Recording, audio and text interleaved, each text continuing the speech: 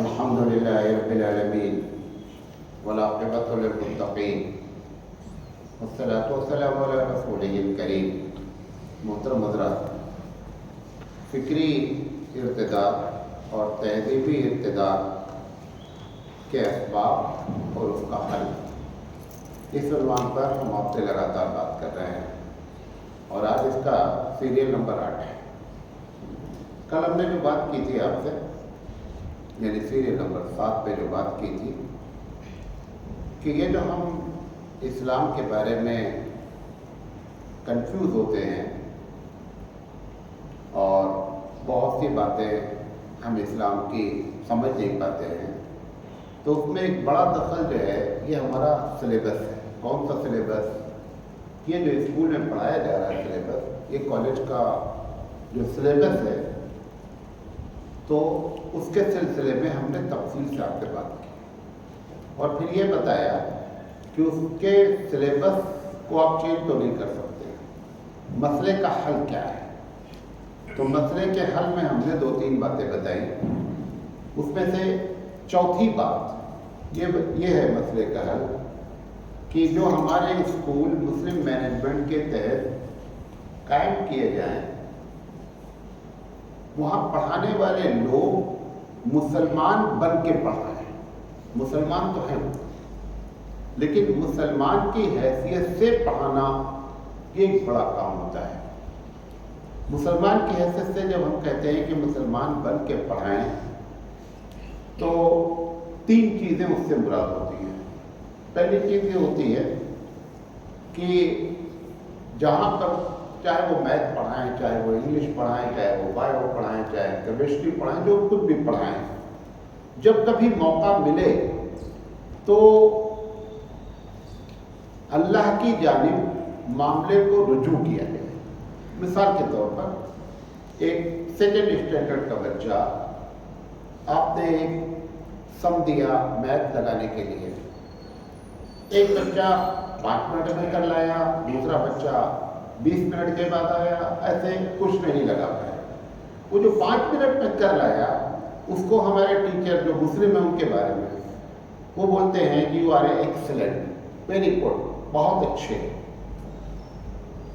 یقینی بات اچھا ہے۔ اس کو اگر ایسے کہا جاتا کہ اللہ تعالیٰ نے تم کو بڑا اچھا دماغ دیا، لہذا تم دیکھو کتنی جلدی کرنا ہے، یہ جو شاباشی آپ نے اس کے پیٹھ پر داغی نا کہ آپ بہت اچھے ہیں، یہ بتاتے کہ یہ اچھائی رب نے تمہارے اندر ایکسٹرا رکھی ہے۔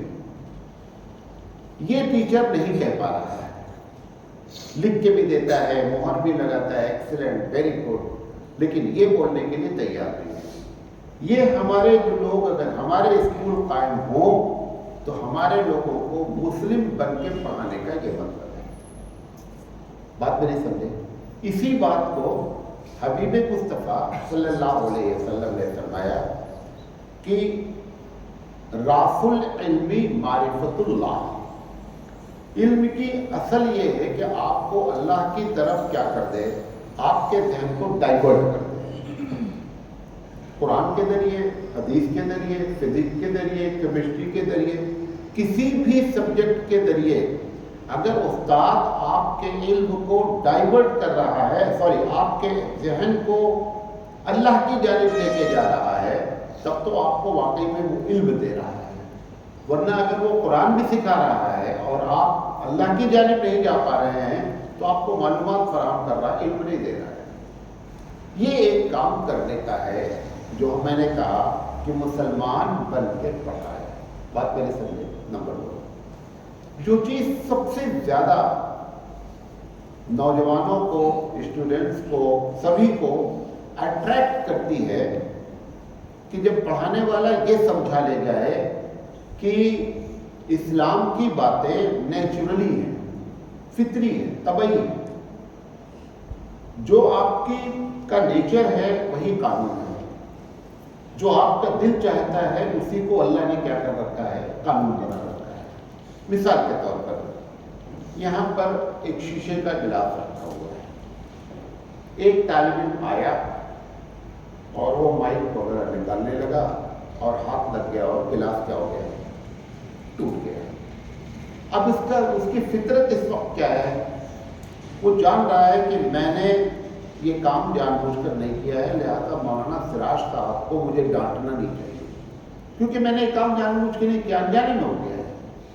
آپ بتائیں کہ ہمارے اللہ نے یہ بات کہی ہے کہ جو انجانے میں کام ہو جاتا ہے اس پر ہم تمہاری گرفت نہیں کرتے، تم جو بالارادہ کرتے ہو نا ہم اس پر پکڑتے ہیں۔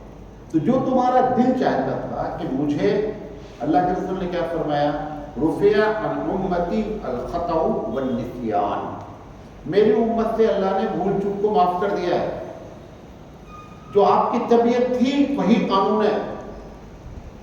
یہ جتنا آپ سمجھا لے جائیں گے بچے کو، اسٹوڈنٹس کو، چاہے مدرسے کا ہو اور چاہے کالج کا ہو، یہ اگر وہ مسلمان بن کے پڑھا رہا ہوگا تو یہ سب سے بڑا کام ہے کہ اسلام از اے نیچرل ریلیجن، اسلام ایک فطری اور طبعی مذہب ہے۔ آپ دیکھیے وضو میں آپ 3 حصے کو دھلتے ہیں، 3 چیزوں کو، جو فرض ہے 4 فرض ہے، ہاتھ کا دھلنا، چہرے کا دھلنا اور پیر کا دھلنا، یہ 3 دھلنا ہے۔ کتنا زیادہ آپ کے نیچے، اگر سر دھلنے کو ہر نماز میں کہہ دیا گیا ہوتا تو کیا ہوتا؟ پرابلم تھی نا۔ اسلام کا جو قانون ہے وہ فطری ہے۔ آپ ہر وقت سر 5 ٹائم نہیں دھل سکتے، 1 ٹائم دھل لیتے ہیں تو عورتیں 25 منٹ بال جھاڑتی ہیں۔ اب اگر وہ 5 ٹائم دھلنے لگتی نا تو بس بال جھاڑنے میں سارا ٹائم نکل جاتا، نماز تو بعد میں پڑھتے، نماز تو دیکھا جاتا۔ یہ فطری مذہب ہے۔ جو تمہاری ریکوائرمنٹ ہے، دوسرا جملہ بول رہا ہوں، جو تمہاری ضرورت ہے، جس میں تم کو آرام ہے، وہ اللہ نے کیا کر رکھا ہے؟ قانون بنا رکھا ہے۔ ایک آدمی نماز فرض، ایک آدمی بیچارہ بہت کوشش کرتا ہے، کھڑے ہو کے نماز نہیں پڑھ رہا ہے۔ اگر اللہ تعالیٰ بولتا ہے بھائی ہر حال میں کھڑے ہو کے پڑھنا ہے، چاہے کچھ بھی ہو جائے، چاہے ان پہ لٹک جاؤ، اب اسلام اب آپ کے فطرت کے خلاف قانون ہوتا۔ قانون کیا بنا دیا گیا؟ کھڑے ہو کے نہیں پڑھ سکتے ہو، بیٹھ کے پڑھ لو یار۔ اور اگر بیٹھ کے بھی نہیں پڑھ سکتے ہو تو لیٹ کے پڑھ لو، اور لیٹ کے بھی نہیں پڑھ سکتے تو اشارے سے پڑھ لو۔ سارے آپشن دیے گئے۔ گناہ ہو گیا ہے، بڑا آپشن دیا گیا کہ بھائی کفارہ ادا کرو۔ کیا کفارہ ادا کریں؟ بھائی کفارہ ادا کرو، غلام آزاد کر دو۔ ایک ہی آپشن دے دیتا کہ غلام آزاد کرنا ہے۔ آج کیا ہوتا ہے نتیجہ؟ غلامی نہیں ہے۔ اس نے کہا بھائی غلام نہیں آزاد کر سکتے ہو، ایسا کرو چند دن کے روزے رکھو۔ روزے بھی نہیں رکھ سکتے ہو تو ایسا کرو چند مسکینوں کو کھانا کھلا دو۔ اور اگر ایسا ہو گیا کہ چند مسکین کو کھانا کھلانے کے لائق بھی نہیں ہے تو کوئی تم کو صدقہ کر دے اور وہ کھلا دو، اور اگر وہ نہیں کھلا سکتے تو خود ہی کھا دو۔ اللہ کے رسول کے پاس پوری حدیث ہے نا کہ وہ صاحب آئے، انہوں نے کہا مجھ سے غلطی ہو گئی ہے رمضان میں، تو انہوں نے فرمایا کہ 60 روزے رکھو، اور روزہ ہی میں غلطی ہوئی تھی۔ انہوں نے کہا اللہ کے رسول یہ ایک روزے میں تو یہ پرابلم ہوئی، اب 60 روزے آپ لگاتار پھر رکھائیں گے تو ہماری تو حالت خراب جائے گی۔ تو انہوں نے کہا ایسا کرو کہ 60 مسکین کو کھانا کھلا دو۔ تو انہوں نے کہا کہ وہ پیسے کہاں سے آئیں گے؟ 60 مسکین کو کھلانے کے لیے پیسے چاہیے نا، کھانا تو چاہیے۔ کہا اچھا بیٹھو، کوئی آیا، اللہ کے رسول کے پاس تو لا کر دیتے تھے صدقہ زکات، کوئی آئے گا میں تم کو دے دوں گا۔ کہا ٹھیک ہے، وہ ان کی قسمت اچھی تھی، وہ آ گیا۔ تو بلال نے کہا ان کو دے دو یار، دے دیا۔ کہا یہ کھلانا کس کو ہے؟ کہا بھائی جہاں تم رہتے ہو وہاں جو غریب ہوں ان کو کھلا دو۔ کہا اس علاقے میں ہم سے بڑا کوئی غریب ہی نہیں ہے، میں ہی سب سے بڑا غریب ہوں۔ کہا جائے یار تم ہی کھا لو۔ دیکھیں یہ ایک سسٹم آپ دیکھیں، یہ چیز ہے جس کو انسان کی فطرت کا جو تقاضا ہے، جو آپ کی ضرورت ہے۔ ایک چیز نہیں، میں بات کرتا رہوں گا، میں کئی دن بات کر سکتا ہوں، ایک مثال دے کر کے آپ کو بات کر سکتا ہوں کہ جو آپ کی ضرورت ہے اس ضرورت کے تحت اللہ تعالیٰ نے کیا کر رکھا ہے؟ قانون بنا رکھا ہے۔ اور اگر ایک جملہ بول رہا ہوں، بات اس پر نہیں کریں گے، ٹائم ہو جائے گا۔ اگر تمہارے دل جو چاہتا ہے اس کے خلاف اگر کوئی قانون ہے، جیسے صبح آپ کا دل چاہتا ہے کہ اگر فجر کی نماز 8 بجے ہوتی تو بہت اچھا ہے نہیں؟ اللہ تعالیٰ نے نماز کا ٹائم کیا رکھ دیا؟ جب خوب اچھی نیند آئے تب نماز پڑھو بھائی اٹھ کر کے۔ اب ایک آدمی کہتا ہے کہ مولانا صاحب آپ بولتے جو دل چاہتا ہے وہ قانون نہیں۔ ارے میرا دل چاہتا ہے کہ صبح 6 بجے تک سونا، تو بولتے ہو نماز پڑھ لو، نماز اٹھنا ہے تو ہمارے مزاج کے خلاف۔ ایسے کچھ قانون ہو سکتے ہیں۔ اگر ایسا کہیں ہو گیا خدا نہ خواستہ، تو اس کی ایک بنیادی وجہ یہ ہوتی ہے کہ جو قانون بنایا گیا اس میں زیادہ فائدہ ہے بنسبت تمہاری فطرت کو دیکھتے ہوئے۔ جیسے عورت چاہتی ہے کہ اس کی سوکن نہیں آنا، کوئی عورت چاہتی ہے میری سوکن آئے، پھر مردوں سے کہہ دیا کہ اگر آپ دوسری شادی کرنا چاہیں تو کر لیں۔ ان کی فطرت بنا دیا سوکن نہیں آنا، اور ان کی فطرت بنا دیا کہ اگر دوسری ہو جائے تو اندر ہی اندر اتنا خوش ہیں، کر نہیں پا رہے ہیں لیکن اندر خوش ہیں کہ ہو جائے تو بہت اچھا ہے۔ اب اس کی فطرت کے خلاف قانون کیوں رکھا گیا؟ اب عورت کی فطرت تھی کہ سوکن نہ آئے، تو سرے سے قانون کیا ہونا چاہیے تھا؟ دوسری شادی ناٹ الاؤڈ۔ یہ دوسری شادی کی اجازت دی اس لیے کہ دوسری شادی کی اجازت میں زیادہ فائدہ ہے بنسبت عورت کی فطرت کو مد نظر رکھنے میں۔ پوری دنیا میں آج تک، خاص کر بھارت، بنگلہ دیش اور پاکستان میں 5% لوگ بھی ایسے نہیں ہیں جن کی 2 بیویاں ہوں۔ کیوں نہیں ہو رہی ہیں؟ وہ جو فطرت ان کی بتا دیا کہ دوسری نہیں آنا، نوفوکن، اس کی آنکھ کا خوف اتنا ہے کہ ان کو نانی یاد آ جاتی مولانا صاحب کو، دوسری کرنے کا ارادہ کرتے نہیں ہیں۔ تو کنٹرول دیکھیے اس نے کیسے کیا کہ دل چاہتا ہے لیکن ہمت نہیں ہے۔ 5%، آپ اگر میرا آنکڑا آپ کو دیکھنا ہے، آپ اپنے رشتہ دار کے 100 رشتہ دار کا نام لکھ لیجیے اور اس میں سے 5 کو بتائیے جنہوں نے 2 شادی کر رکھی ہے، ملے گی نہیں۔ اور 4 جو چلاتے رہتے لوگ نا کہ اسلام نے 4 کی اجازت دے دی، پچھلے 100 سال میں ہبلی شہر میں 5 آدمی ایسے نہیں ہیں جن کی 4 شادیاں ہوئی ہوں اکٹھا اور 4 بیویاں ہوں 100 سال کی تاریخ میں۔ یہ سب افواہیں پھیلائی گئی۔ تو بہرحال یہ ہمارا ٹاپک نہیں ہے۔ ہم یہ کہنا چاہتے ہیں کہ اگر کبھی فطرت کے خلاف کوئی چیز نظر آتی ہے تو اس کی ایک وجہ یہ ہوتی ہے کہ جو قانون آپ کو دیکھنے میں فطرت کے خلاف ہوتا ہے اس میں زیادہ فائدہ ہوتا ہے، لہذا اللہ تعالیٰ اس کو کیا کرتا ہے؟ اس کو قانون بنا دیتا ہے۔ تو یہ بات ٹیچر کو پڑھانا ہے۔ ابھی ہم مولانا پہ نہیں اترے ہیں، ابھی مدارس کے نصاب میں کیا ہونا چاہیے اور اس سے کیسے فکری ارتداد کو ڈیلیٹ کیا جا سکتا ہے وہ ایک الگ طریقہ ہے۔ یہ جو مسلمان بن کے پڑھانے والی بات ہے، ان کو ٹیچر سپلائی کون کرے گا؟ یہ کام مدرسے کو چاہیے گا۔